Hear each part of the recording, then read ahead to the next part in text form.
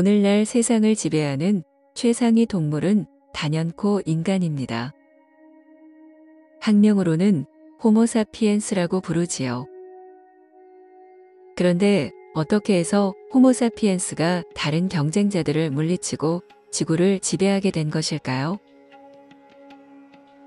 이 점에 대해 역사학자 유발 하라리는 호모사피엔스는 존재하지 않는 상상을 믿는 능력에 의해 지배종이 되었다라고 말합니다. 이 말은 가상의 것들을 현실화시켜 조직을 키우고 집단의 협력으로 경쟁자를 물리쳤다는 뜻입니다. 예를 들어 상상으로 신을 만들고 그 신을 믿게 되면서 사회 구성원의 수는 기하급수적으로 늘어나게 됩니다. 신이라는 상상의 매개체를 통해 시족이나 부족을 넘어 국가까지 이룰 수 있었던 것이지요. 여기에 상상으로 법과 사회 규약을 만들어 따르게 함으로써 더 강력한 파워를 행사하게 됩니다.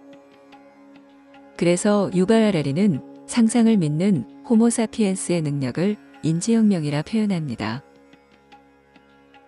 그런데 왜 호모사피엔스는 상상을 믿는 특성을 지녔던 것일까요? 사실상 인지혁명이 중요한 것이라면 그 원인이 되는 본연의 성정에 더 주안을 둬야 하지 않을까요? 그 답은 매우 간단합니다. 호모사피엔스는 다른 호모 종족에 비해 유달리 자애감이 강했습니다. 쉽게 말해 나에 대한 집착이 컸고 이것을 불교 용어로는 아상이라 합니다. 다른 호모 종족들이 나의 생존에 집착했던 것에 비해 호모사피엔스는 나를 너무 사랑한 나머지 죽은 뒤까지 걱정하게 된 것입니다. 여기서 호모사피엔스는 사후에도 존재하는 나를 상상하고 결국 영혼까지 구체화시킵니다. 호모사피엔스의 상상력의 근원은 과도한 아상에서 비롯하였고 이것이 결국 집단화를 이루는 강력한 동인이 되었던 셈이지요. 그런데 기이하게도 호모사피엔스의 아상은 멈출 줄을 몰랐습니다. 사후에도 나가 존재한다고 상상했지만 불안감이 여전히 남아 있었던 것입니다. 그것은 사후의 영혼도 언젠가는 소멸할 수 있다는 것입니다. 그래서 영혼이 인간으로 다시 태어나 순환한다는 윤회론을 만들어냅니다. 윤회를 통해 영혼의 수명을 연장하는 것이지요. 그렇다면 이제 안심해도 되는 걸까요? 그렇지 않습니다. 장구한 시간을 기준으로 하면 윤회 역시 언젠가는 멈출 때가 올 것입니다. 이런 생각에 이르자 호모사피엔스는 영원히 살 수 있는 상상에 박차를 가합니다. 어떻게 하면 나가 영원히 살 수 있을까? 여기서 한 무리는 절대자 신을 상상합니다. 신이 구원해주면 된다고 믿으면서 숱한 종교들이 등장합니다. 하지만 좀 더 의심이 많은 사람들은 다른 길을 걷게 됩니다.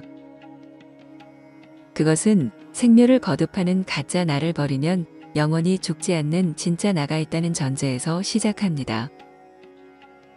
가짜 나는 번뇌망상을 일으키며 윤회의 사슬에 매여 있지만 진짜 나는 우주의 바탕에 그대로 머물러 영원히 존재한다는 발상이지요. 그래서 마음을 닦아 진짜 나를 되찾는 노력을 하게 되고 이런 행위를 통칭하여 수행이라 부릅니다.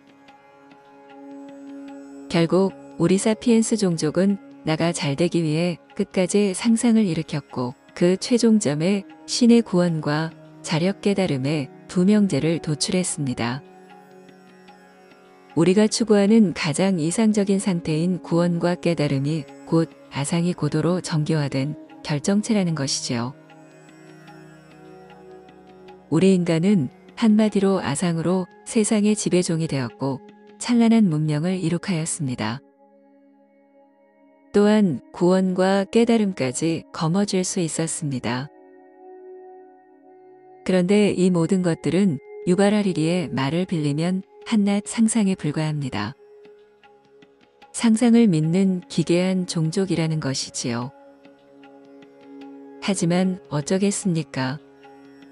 우리 호모사피엔스를 대변하는 것은 바로 상상력이니까요. 그런데 이런 호모사피엔스를 멸종시키려는 사람이 등장합니다. 그가 바로 석가모니 부처님입니다. 그는 얼마 동안의 수행을 통해 모든 것이 상상으로 만들어냈다는 사실을 알게 됩니다. 그 상상의 뿌리는 아상이고요.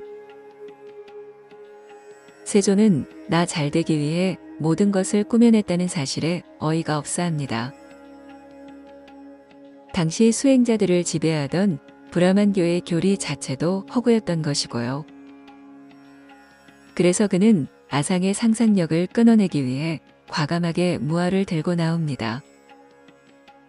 무아가 되면 아상은 옴짝달싹 못하고 호모사피엔스의 상상력은 멈추게 됩니다.